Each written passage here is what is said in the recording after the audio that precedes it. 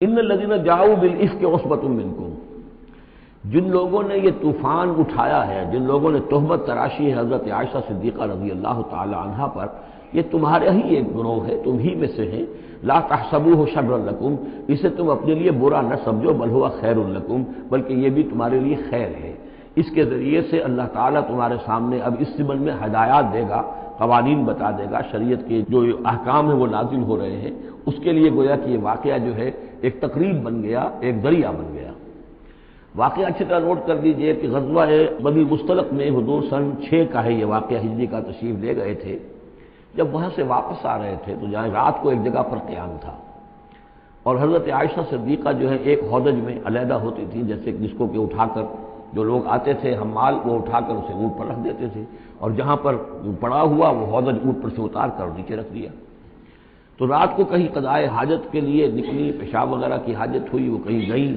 وہاں کچھ دیر لگ گئی، اور دیکھا واپس آ کر تو کہیں ہار اپنا گر گیا تھا، اس ہار کو دیکھنے کے لیے واپس گئیں۔ اتنی دیر میں وہ حمال آئے، اور حضرت عائشہ بہت دبلی پتلی تھی، انہیں اندازہ نہیں ہوا کہ اس ہودج میں اس وقت ام المومنین موجود نہیں ہے۔ انہوں نے اٹھایا اور وہ کوچ کا وقت ہو گیا تھا، اونٹ کے اوپر رکھا اور قافلہ چل گیا۔ اب یہ آئیں واپس تو اب دیکھا کہ وہ تو قافلہ جا چکا، ہکا بکا کیا کریں، تنہا ہے، رات کا وقت ہے۔ اس وقت انہوں نے بڑی عقل مندی سے کام لیا کہ اب اگر میں قافلے کے پیچھے دوڑی چلی تو پتہ نہیں میں کسی غلط راستے پر مڑ جاؤں، اور پھر وہ تلاش بھی نہیں کر سکیں گے مجھے، تو بہتر یہ کہ میں یہیں پر بیٹھی رہوں، تاکہ انہیں جب بھی خیال ہوگا کہ اس ہودج کے اندر جو ہے ام المومنین عائشہ صدیقہ موجود نہیں ہے تو وہ تلاش میں پھر یہیں آئیں گے۔ تو وہاں بیٹھی ہوئی تھی، رات کا وقت تھا، نیند آ گئی، سو گئی، اس سے آپ کا چہرہ بھی کھل گیا۔ تو ایک صاحب تھے صحابہ میں سے صفوان ابن معطل، ان کی ڈیوٹی یہ ہوتی تھی کہ وہ لشکر کے پیچھے پیچھے چلتے تھے۔ لشکر چل رہا ہے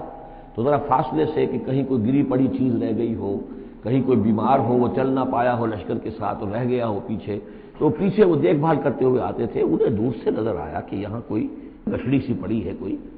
تو جا کر دیکھا، حضرت عائشہ کو پہچان لیا، اور وہ کہتے ہیں کہ میں نے اس لیے پہچان لیا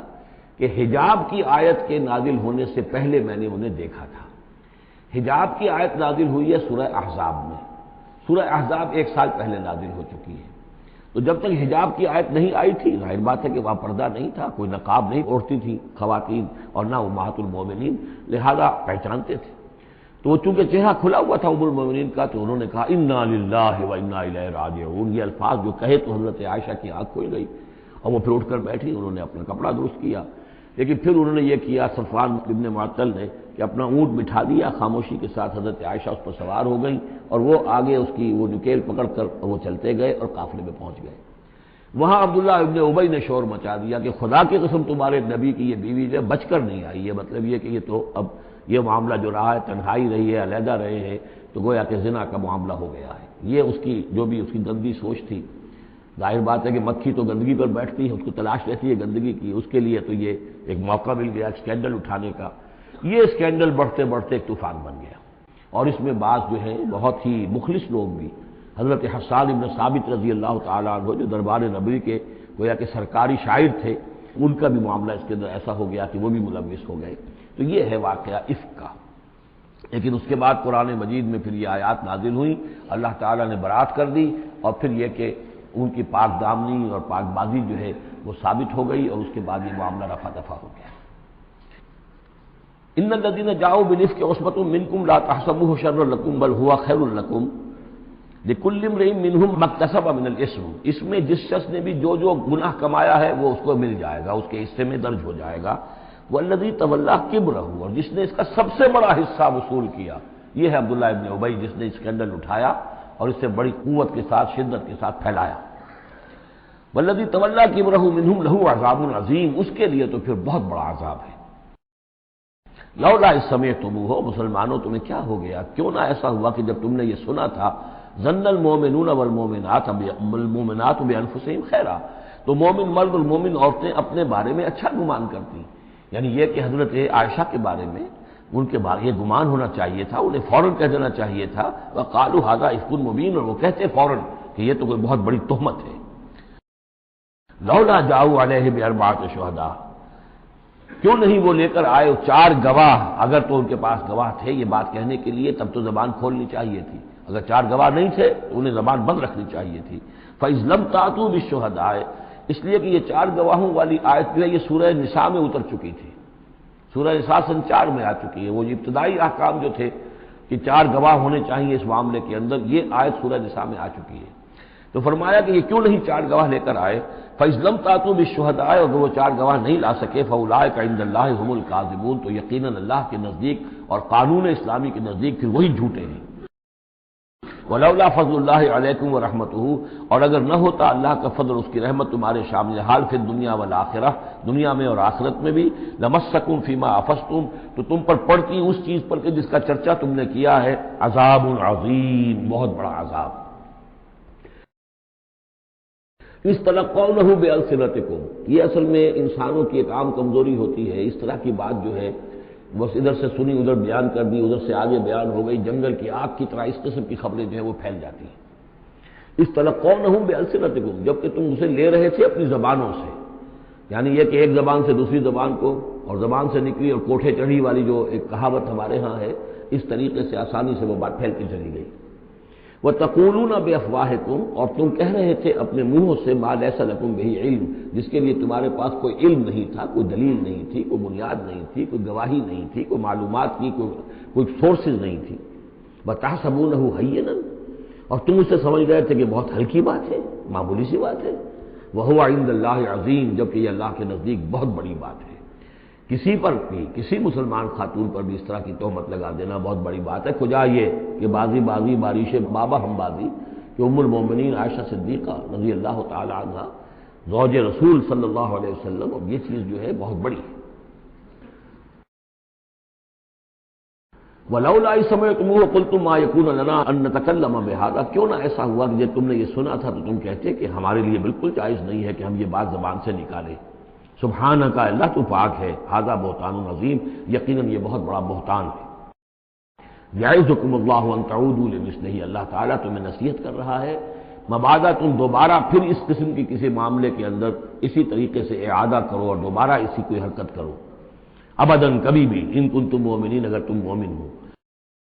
وَيُبَيِّنُ اللَّهُ لَكُمُ الْآيَاتِ، اور اللہ تعالیٰ تمہارے لیے اپنی آیات کو واضح کر رہا ہے، واللہ علیم حکیم، اللہ علیم اور حکیم ہے۔ ان الذين يحبون ان تشيع الفاحشة في الذين آمنوا لهم عذاب الیم، بے شک وہ لوگ جو یہ چاہتے ہیں کہ اہل ایمان میں بے حیائی کا چرچا ہو جائے تو ان لوگوں کے لیے بہت دردناک عذاب ہے۔ ایک تو یہ کہ بے حیائی پھیل جائے، تشیع الفاحشہ شائع ہو جائے، بے حیائی عام ہو جائے، جو لوگ اس کے لیے، اب ظاہر بات ہے کہ آج کل تو کاروبار کے لیے، اپنے اخبار بیچنے کے لیے، اس کی اشاعت بڑھانے کے لیے نئی سے نئی قسم کی رنگین تصویریں شائع کی جا رہی ہیں، یہ سارا کچھ ہو رہا ہے۔ کسی شے کا اشتہار دینا ہو، عورت کی تصویر ساتھ ہوگی،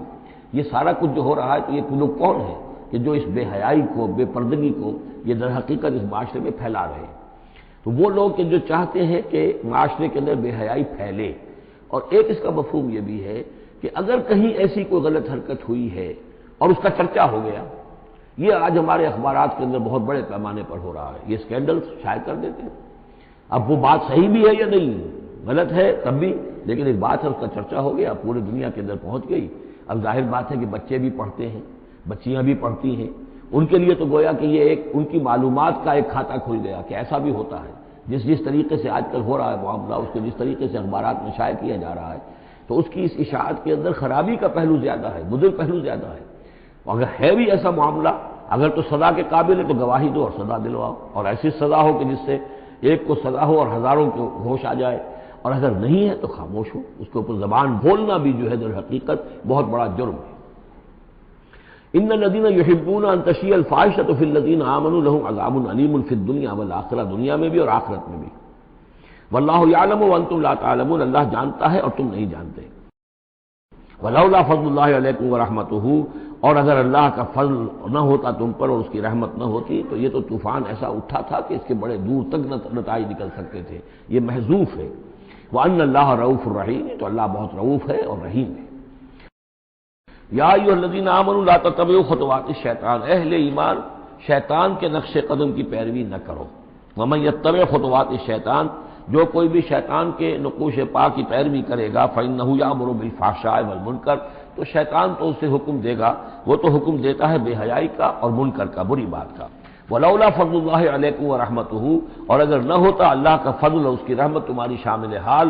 ما زکا منکم من احد ابدا، تم میں سے کوئی ایک انسان بھی کبھی پاک نہ ہو سکتا۔ اللہ تعالیٰ کا فضل ہے، اللہ کی رحمت ہے، ایک شخص سے غلطی ہو جاتی ہے، اللہ پردہ پڑا رہنے دیتا ہے تو اس کے اندر اصلاح کا مادہ پیدا ہو جاتا ہے۔ ایک دفعہ آدمی ننگا ہو جائے تو پھر ڈھیٹ ہو جاتا ہے۔ اس سے یہ کہ اللہ تعالیٰ جو ہے ان چیزوں کے اندر اس کی بڑی حکمت ہے کہ اگر کوئی غلطی ہو گئی ہے فوراً نہیں پکڑتا، وہ اس کو مہلت دیتا ہے، اصلاح کرے۔ ولولا فضل اللہ علیکم ورحمتہ، اگر نہ ہوتا اللہ کا فضل تم پر اور اس کی رحمت، ما زکا منکم من احد ابدا، تم میں سے کوئی بھی کبھی نیک اور پارسا نہ بن سکتا اور پاک نہ ہو سکتا، ولکن اللہ یزکی من یشاء، بلکہ یہ تو اللہ تعالیٰ ہی پاک کرتا ہے جس کو چاہتا ہے، واللہ سمیع علیم، اللہ سمیع علیم ہے۔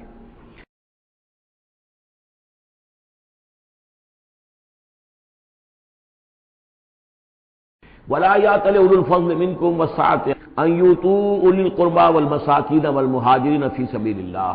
اس آیت کی بھی شان نزول ہے کہ حضرت ابو بکر صدیق رضی اللہ تعالیٰ عنہ کے ایک یا تو بھانجے تھے یا خالہ زاد بھائی تھے، حضرت مصطح۔ یہ حضرت مصطح جو ہے غریب آدمی تھے اور حضرت ابو بکر ان کی مدد کیا کرتے تھے، پیسے سے، مال سے ان کی ضرورت جو ہے پوری کرتے تھے۔ لیکن یہ مصطح بھی اس میں شریک ہو گئے۔ حضرت عائشہ صدیقہ رضی اللہ تعالیٰ عنہ پر جو تہمت کا معاملہ چلا تو حضرت ابوبکر کو جب معلوم ہوا کہ مصطح بھی اس معاملے کے اندر شریک ہے تو پھر غصے میں آ کر ان کا قسم کھا لی کہ میں اب اس کے ساتھ کبھی کوئی بھلائی نہیں کروں گا، اس نے اتنی بڑی غلطی کی ہے اور اس معاملے کے اندر میری بیٹی کا معاملہ ہے اور اس میں اس کو یہ خیال نہیں آیا کہ میں اس کے ساتھ کتنا کچھ احسان کرتا ہوں، اس کے اندر جو ہے وہ خود بھی شریک ہو گیا۔ اس پر اللہ تعالیٰ کی طرف سے گرفت آ رہی ہے کہ نہیں ابوبکر یہ ٹھیک نہیں ہے،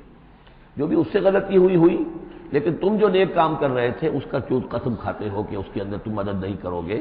ولا یأتل اولو الفضل منکم، اور نہ قسم کھائیں جو فضل والے ہیں، درجے والے ہیں تم میں سے، جن میں اللہ نے فضیلت دی ہے، نیکی میں بھی، ایمان میں بھی فضیلت دی ہے، دولت میں بھی فضیلت دی ہے، وسعت، اور جنہیں کشادگی دی ہے، مال کی کشادگی دی ہے، ان یؤتوا اولی القربى، کہ وہ کوئی صلہ رحمی کریں اپنے قرابت داروں کے ساتھ، کچھ دیں مال اور صدقہ و خیرات دیں اپنے قرابت داروں کو، والمساکین والمہاجرین، اور محتاجوں کو اور وطن چھوڑنے والے مہاجرین کو، فی سبیل اللہ، اللہ کی راہ میں، تو یہ قسم نہ کھائیں۔ ولیعفوا ولیصفحوا، انہیں چاہیے کہ معاف کر دیں اور درگزر سے کام لیں۔ الا تحبون ان یغفر اللہ لکم، کیا تم یہ نہیں چاہتے کہ اللہ تمہیں معاف کرے؟ یعنی اے ابو بکر اگر تم یہ چاہتے ہو، تم سے بھی تو کوئی خطا آخر ہو جاتی ہے، اللہ معاف فرماتا ہے، کیا تم نہیں چاہتے کہ اللہ تمہاری خطاؤں سے درگزر کرے؟ الا تحبون ان یغفر اللہ لکم، کیا تم نہیں پسند کرتے اس کو کہ اللہ تمہیں معاف کرے؟ اس پر اس آیت کو سنتے ہی حضرت ابو بکر صدیق کے الفاظ یہ نقل کیے گئے، بلا یا ربنا انا نحب، کیوں نہیں پروردگار، ہم ضرور چاہتے ہیں کہ تو ہمیں معاف فرما دے۔ انہوں نے اپنی قسم کا کفارہ دیا اور اس کے بعد جو بھی وہ کرتے تھے ان کے ساتھ بھلائی اور نیکی، اس سلسلے کو جاری کر دیا۔ واللہ غفور رحیم، اور اللہ تعالی غفور ہے اور رحیم ہے۔ ان الذین یرمون المحصنات الغافلات المؤمنات، یقیناً وہ لوگ کہ جو تہمت لگاتے ہیں ان پاک دامن عورتوں پر کہ جو غافل ہیں، جن کو ان چیزوں کا ہوش بھی نہیں ہے، جن کا گمان بھی ادھر نہیں گیا، المومنات، اہل ایمان میں سے، لعنوا فی الدنیا، ایسی معصوم اور پاک دامن عورتوں پر جو تہمت لگانے والے ہیں ان پر پھٹکار ہے دنیا میں بھی اور آخرت میں بھی، ولہم عذاب عظیم، اور ان کے لیے بہت بڑا عذاب ہے۔ یوم تشہد علیہم السنتہم وایدیہم، جس دن کے ان کے خلاف گواہی دیں گے، تشہد علیہم، علی کو نوٹ کر لیجئے، جس دن کے ان کے خلاف گواہی دیں گے، السنتہم، ان کی اپنی زبانیں گواہی دیں گی، وایدیہم، ان کے اپنے ہاتھ گواہی دیں گے، وارجلہم، اور ان کے پاؤں گواہی دیں گے، بما کانوا یعملون، اب جو کچھ عمل وہ کر رہے تھے۔ یہ ہاتھ ہمارے پاس اللہ کی امانت ہے، میں اس سے غلط کام کر رہا ہوں تو یہ انڈر پروٹیسٹ میرا حکم تو مان رہا ہے، اس لیے کہ اللہ تعالیٰ نے مجھے میرے حوالے سے کیا ہوا ہے، لیکن اس کے اندر پروٹیسٹ ہے، قیامت کے دن یہی میرے خلاف مقدمہ کرے گا، پروردگار تو نے مجھے اس کے حوالے کیا تھا اور یہ مجھ سے میرے ذریعے سے غلط کام کرتا رہا۔ یہ پاؤں جو ہیں ہمارے خلاف گواہی دیں گے کہ پروردگار ہم اس کے تابع تھے، اس کے حکم کے مطابق چل رہے تھے، یہ بدبخت ہمیں چوری کرنے کے لیے جاتا تھا تو اس کے لیے استعمال کرتا تھا، یا کوئی اور برا کام کرنے کے لیے ہمیں استعمال کرتا تھا۔ یومئذ یوفیہم اللہ دینہم الحق، اس دن اللہ تعالیٰ ان کا پورا بدلہ ان کو دے دے گا۔ یہ دین کے لفظ کو یہاں نوٹ کیجئے، دین بدلے کو کہتے ہیں، دین مالک یوم الدین، جزا و سزا کے دن کا مالک، بدلے کا دن۔ وَيَعْلَمُونَ أَنَّ اللَّهَ هُوَ الْحَقُّ الْمُبِينُ، اور وہ جان لیں گے کہ اللہ تعالیٰ ہی ہے الحق، سچا اور ہر بات کو کھول کر بیان کر دینے والا۔ الخبیثات للخبیثین والخبیثون للخبیثات، ناپاک عورتیں ناپاک مردوں کے لیے ہیں اور ناپاک مرد ناپاک عورتوں کے لیے ہیں، اور طیبات والطیبات للطیبین والطیبون للطیبات، اور ستھرے اور پاک باز جو خواتین ہیں وہ پاک باز مردوں کے لیے ہیں، اور پاک باز جو مرد ہیں وہ پاک دامن خواتین کے لیے ہیں۔ اولئک مبرؤون مما یقولون، یہ لوگ بری ہیں ان چیزوں سے کہ جو لوگ کہتے ہیں۔ لہم مغفرۃ ورزق کریم، ان کے لیے مغفرت ہے اور رزق کریم ہے۔ یہ دونوں آیات جو ہیں در حقیقت اخلاقی تعلیم کی نوعیت کی ہیں کہ اتنی اخلاقی حس معاشرے کے اندر رہے کہ جو جس کے ساتھ کوئی بدنامی کا معاملہ ہو جائے پھر وہ خود محسوس کرے کہ میں آئسولیٹ ہو کر رہ گیا ہوں یا رہ گئی ہوں اس معاشرے کے اندر، یہ معاشرے کے اندر یہ عام روش پیدا ہو جائے۔ جیسے کہ پہلے آیا تھا وہ اس کے اندر بھی یہی بات تھی کہ زانی نکاح نہ کرے مگر کسی زانیہ سے یا کسی مشرکہ سے، وہ اس لائق نہیں ہے کہ اس کے نکاح میں کوئی مسلمان خاتون آئے پاک دامن اور عفت والی۔ اس طرح زانیہ جو ہے اس سے کوئی نکاح نہ کرے سوائے مشرک کے، یہ قانونی چیزیں نہیں ہیں جیسا کہ میں نے عرض کیا، یہ اخلاقی، تاکہ ایک نفرت پیدا ہو زنا سے، بدکاری سے۔ اسی طریقے سے معاشرے کے اندر ایک عام فضا، ایک حس ایسی پیدا ہو جائے کہ جس میں جو لوگ بھی ایسی گراوٹوں میں مبتلا ہوں وہ خود اپنی آنکھوں میں ذلیل ہو کر رہ جائیں۔